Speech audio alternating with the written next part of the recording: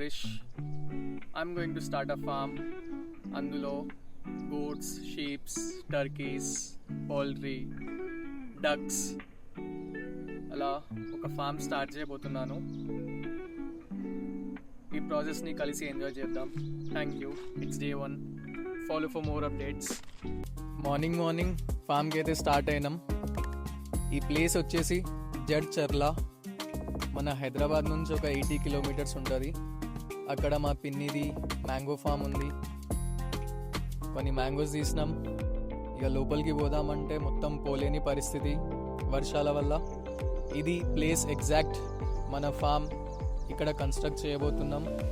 ఇది సరౌండింగ్, ఇది కొంచెం ఏరియల్ వ్యూ. ఇవాళ కింతే డే 1. Thank you.